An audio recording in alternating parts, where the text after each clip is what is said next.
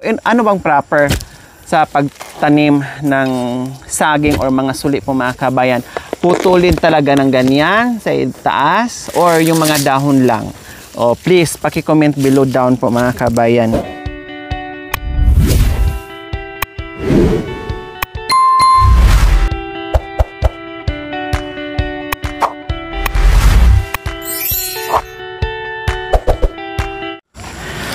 Yes! Magandang hapon. I-tour po namin kayo sa aming lupain dito ni Tatay Romy sa kanyang taniman sa munting Harden. Yes po. Dahil ang balak po namin sa next year na po kami magtatanim dito. No, hindi naman kalakihan yung taniman ni Tatay Romy po mga kabayan. Sakto lang. Sakto lang na mayroon siyang pagtataniman, no, na makumpleto niya yung pangangailangan niya sa araw-araw. Plus, ito yung lupain na to kung saan ay nakasurvive siya dito mga kabayan ng ilang dekada dahil sa kanyang kasipagan, no, sa kanyang pagtanim ay nabuhay siya dito mga kabayan na siya lang mag-isa, no, na walang kasamang anak, walang kasamang asawa. Mag-isa lang po talaga siya. Pero namuhay ng patas, no, at nakayanan, survival.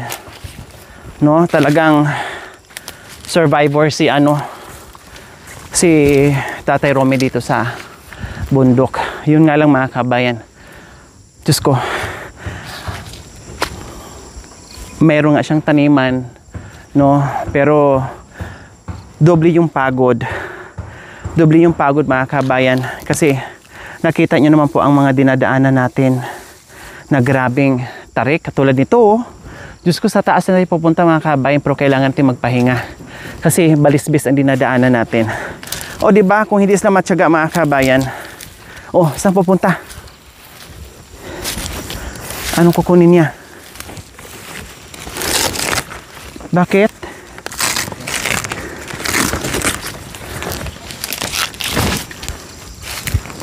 Anong gagawin niya? Bakit tinanggal niya yung mga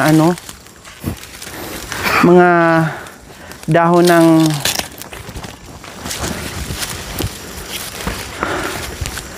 anong gagawin niya? Ano bang meron dyan? Ano bang ginagawa niya dito? Ay, Diyos ko mga kabay, manok pala! Ba't dyan ang itlog na meron naman tayo doon sa... Diyos ko mga kabayan, ito talaga mga manok ni Tatay Romy, palibhasa. Parang tao din. Hindi rin sanay. Tatalo na yan! Parang tao din. Parang si Tatay Romy din. Hindi rin sanay mga kabayan. Sa bahay, ang dami kong binili para paglimliman. Ginawaan ko ng kubo. Ginawaan ko na ng tirahan nila, tambayan nila, batugan nila para maayos yung kanilang kalagayan. Pero ewan ko ba, mas pinili nila dito na malapit sa ahas, no, mabasa yung kanilang itlog, lamigin sila in everything. Akala ko kung ano yung tinakpan ni Tatay Romy. Yung manok pala, buti hindi rin lumipad. Oo, kasi syempre maamo naman kay Tatay Romy yan. Oh. Manok pala. Ay, apo. Ilan ang mata niya? Ang galing naman ng mata ni Tatay Romy. Isa. Ilan itlog? Ilan itlog? Ilan? Sisi. May sisiw na? Hindi pa daw nakakalakad. Ibig sabihin namisa na. Marami siya mga kabayan, 'di ba? Ang daming ni Tatay Romy. Nung nadatnan namin siya, ilang piraso, mayroong manok siya mga kabayan. Tapos merong may mga sisiw, no? May mga sisiw po mga kabayan.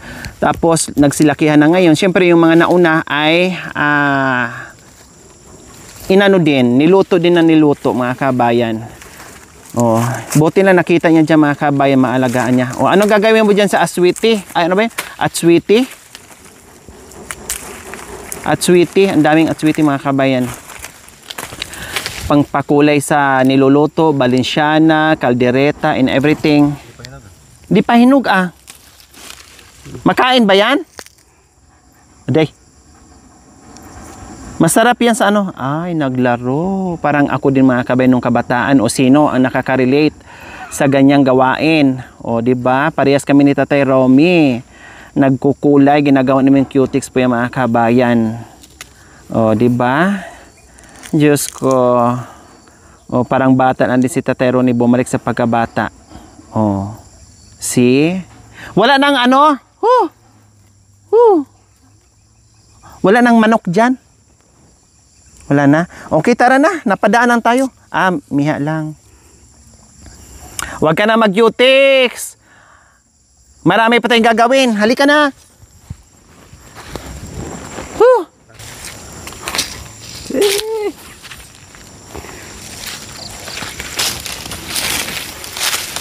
Buti nakita mo yung manok mo dyan. Kasaway talagang manok na yan.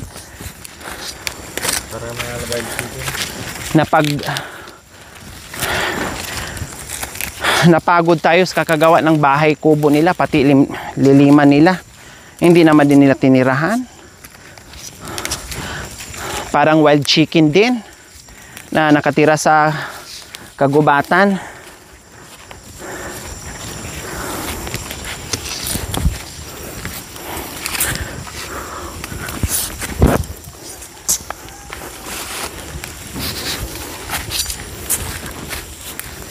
Ay, Diyos ko, nangangatog na yung tuhod ko mga kabayan sa daanan. Ay, ito. Lipat natin. Ay, nasaan yung ano? Oday.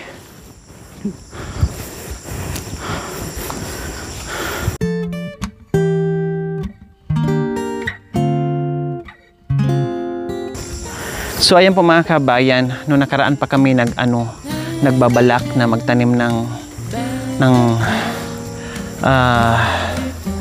saging kasi maraming suli po mga kabayan para tumaba sila na hindi yung kumpul-kumpulan sila lalo na nung tag-ulan po mga kabayan. So ngayon kahit papaano magsingit kami ng ilang piraso kasi ang dami na talaga mga kabayan. Dito balak namin puro to saging kasi may lakatan, may bungulan, yung mga saba ng mga kabayan nandoon banda. So lipat natin to kasi ito lipat. Payat dito lagay.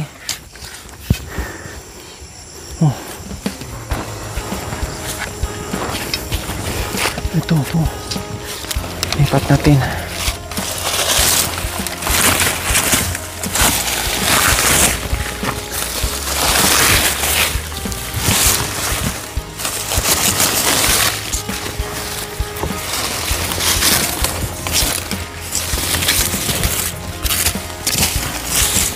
Ayan. Lipat natin. Tanim. Kapitan yun, yung niya. Isa lang. Yeah. Pag ganun.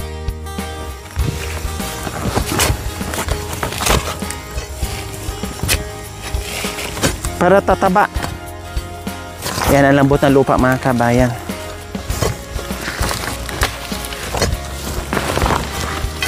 Yan, dito. Kasi pag hindi siya inano mga kabayan, pag hindi siya nilipat, ay sayang naman. Ay, makan yan? Tanggalin nyo? Hindi mamatay. Aday, tanggalan pala ng dahon mga kabayan.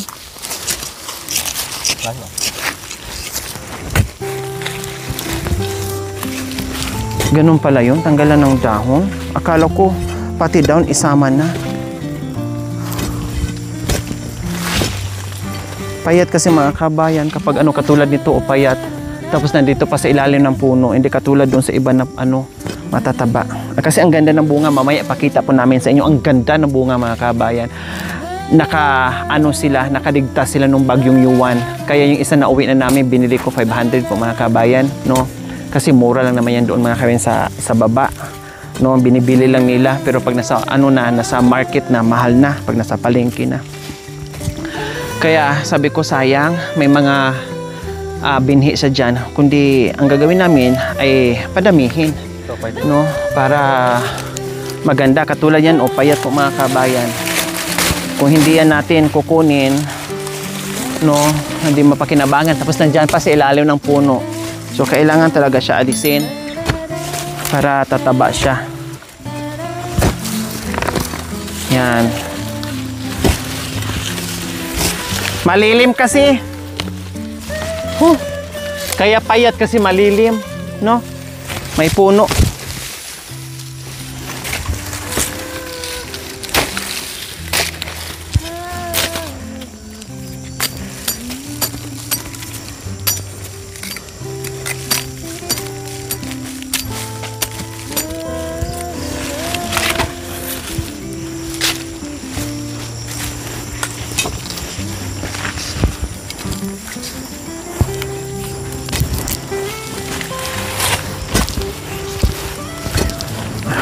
Ayun, no, dami pa doon mga kabayan, oh, pero bawasan lang po namin. Saka na lang yan. Kasi napag-usapan na nga namin dito, puro ganyan. Pag namunga ng sabay-sabay mga kabayan, bungaceous. Pwede na lang dalhin sa market pag sabay-sabay mamunga, pwede na. Kasi kaya lang inuwi ko yung isa dyan, kasi isa lang naman, wala namang sabay. No, tapos natumba pa siya sa ano. Ibig ko sabihin, nabali, hindi naman siya talagang natumba as in, no? Yung ano lang, sa sobrang gulang na, no? Na ano lang siya, na kunting ganun ba? Na, yumuko lang, kumbaga. Hindi naman siya totaling na, na tumba as in. Whew!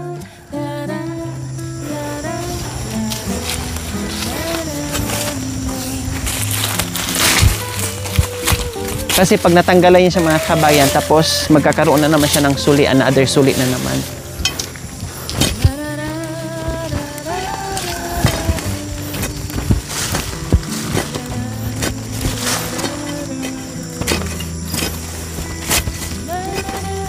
Kayo ba mga kabayan, sa pagkakaalam nyo po, kailangan ba talaga siyang tanggalan? Or putulin yung dulo niya, ito, kapag nagtanim? Yung iba naman, ito lang tinatanggal dahon. Nagtira pa rin. Pero kay Tatay Romy, ganyan siya. No?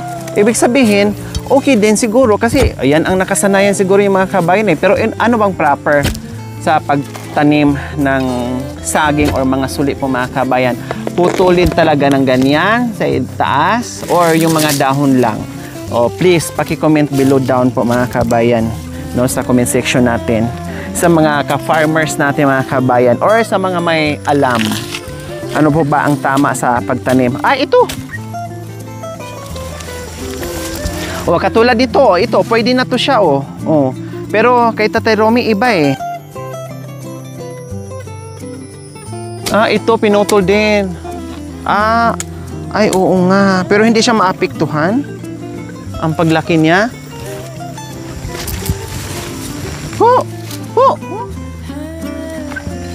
Balisbis para yung para yung tawag nito, yung lupa ma-save natin.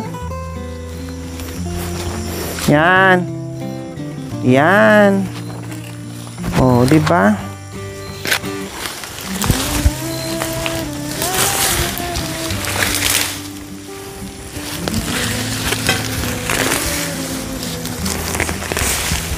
Yan, ganyan lang. Yan. Hindi na yan pinutulan kasi may putol na.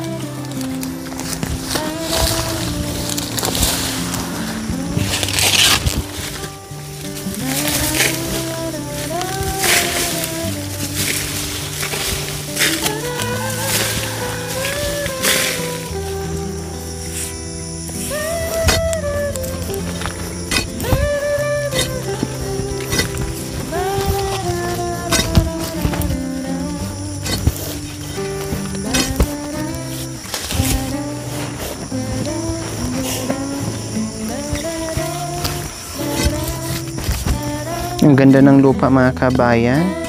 Ang taba. Tsaka mamasa-masa pa yung lupa mga kabayan. Oh. Kaya kahit anong klaseng pananim dito mga kabayan, kapag ganito kataba yung lupa, ako panalo.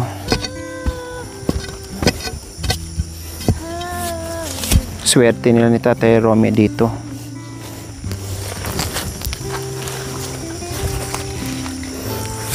Yan. Yan, ang alam ko lang ganyan. Hindi tinatapyasan ng ano, hindi pinuputulan sa itaas. Yan. Kasi slanting siya mga kabayan. So magiging pader din yan sa ano, sa lupa. Kasi pag tuwing umuulan mga kabayan po, dumadaos-dos ang lupa. Sa pa dito oh. Malapit na? O, doon na lang oh. Malapit na daw. Kailangan medyo malayo ang distansya kasi ano pa siya. Magkakasuli pa siya mga kabayan. Ito mas lalong baliswis dito mga kabayan. Ay, ang dami. Tingnan niyo po mga kabayan oh, nagkukumpul-kumpulan na. Payat. 'Di ba? Payat siya. Oh. Payat.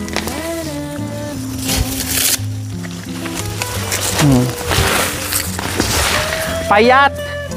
Payat kasi madami. Payat.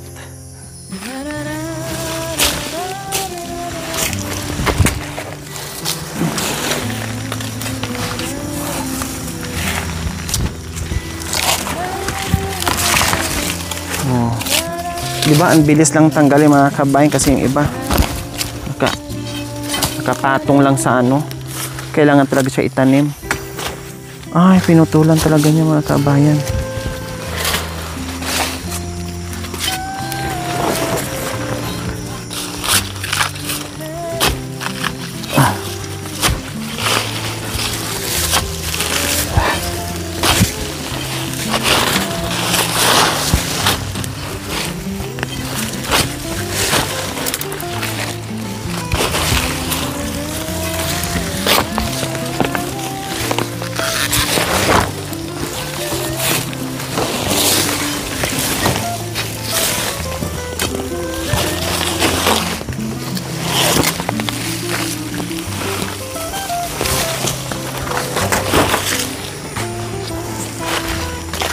Yan, okay na to kasi malalayo naman.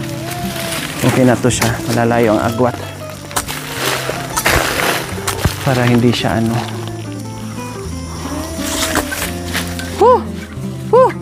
Okay na to? Or bawasan pa ng isa?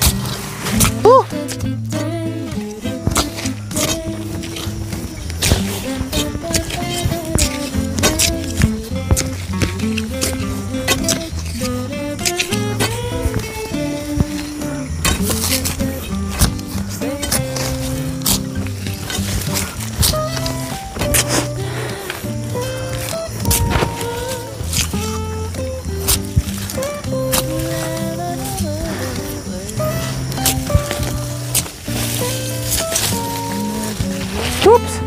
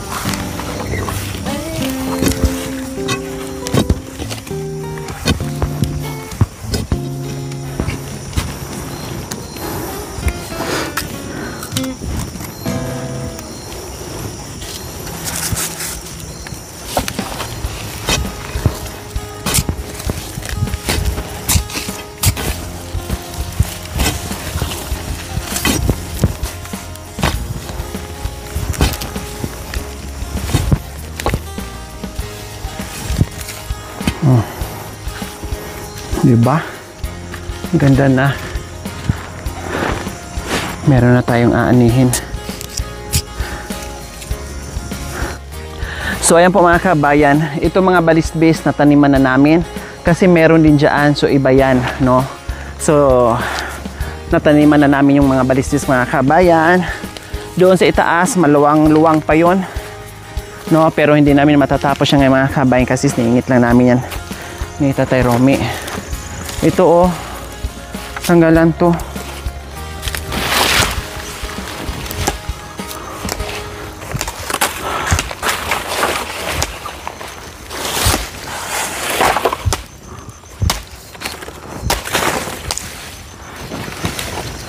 Sayang, tinumba ng kardis. Tinumba ng bagyong Yuan. Oh, kardis yan.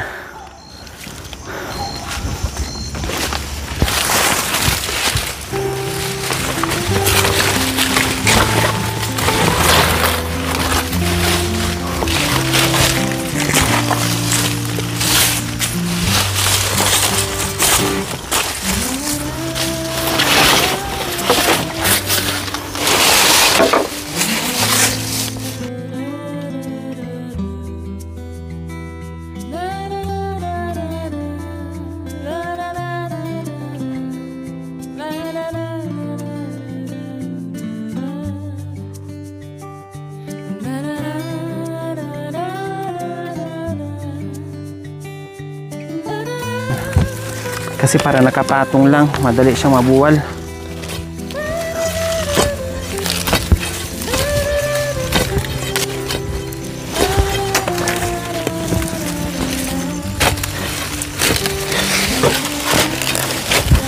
Yan.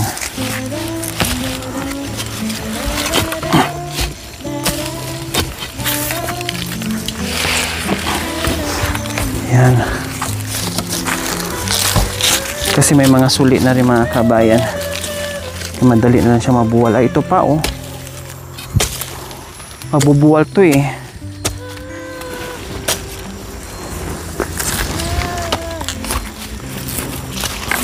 Ito mabubuwal siya.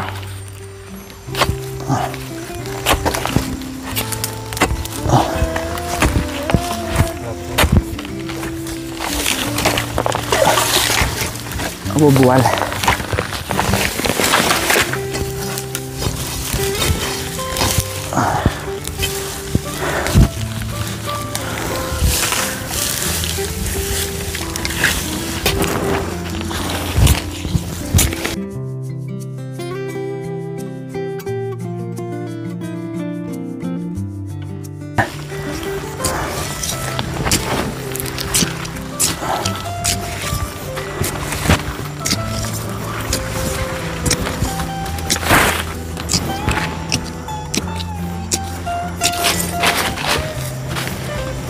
Tapos dito yung isa. Ay, bato. Ay, bato. Ay, bato. Bato, bato.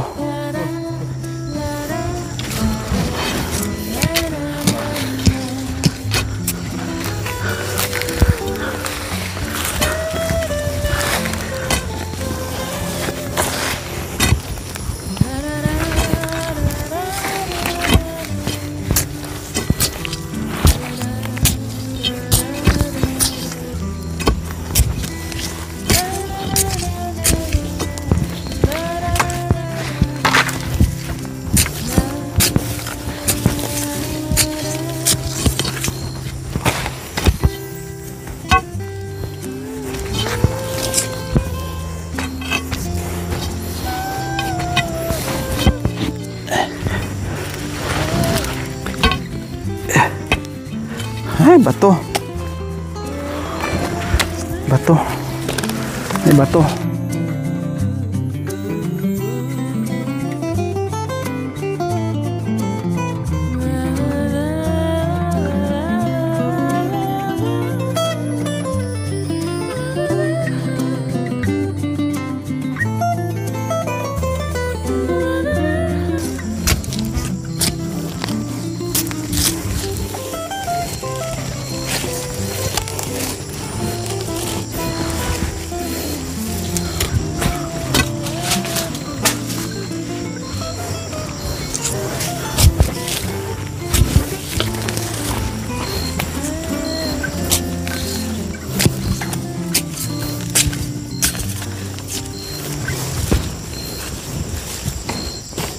Okay na yan.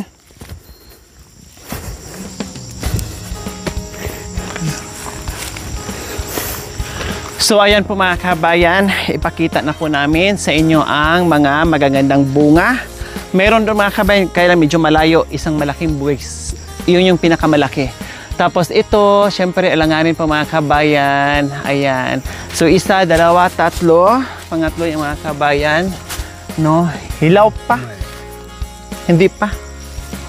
Tapos ito din. Ayan po mga kabayan. O, pang-apat. Ayan. O, ang ganda, di ba? Kaya nang hinayang ako. What if kung magsabay-sabay sa mga kabayan? Kasi malaki at magaganda yung bunga. What if kung sabay-sabay? Kundi kikita sila mga kabayan. O, buko bibili ako. No, makatikim din ako ng fresh, pero binibili ko naman po mga kabayan. Plus, makabenta pa sila mga kabayan. O, napakaganda niyan. Kaya sabi ko, punuin natin ng saging yan. No?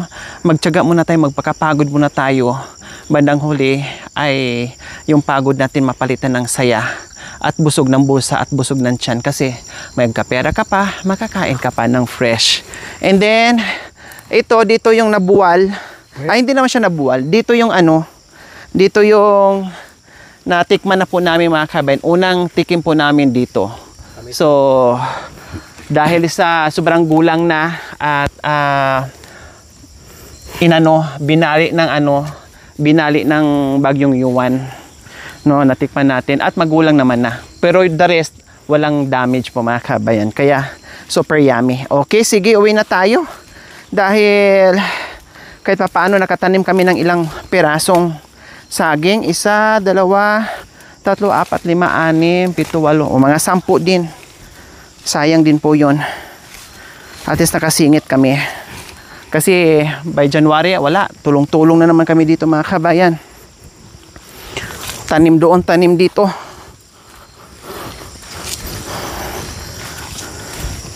So uwi na tayo.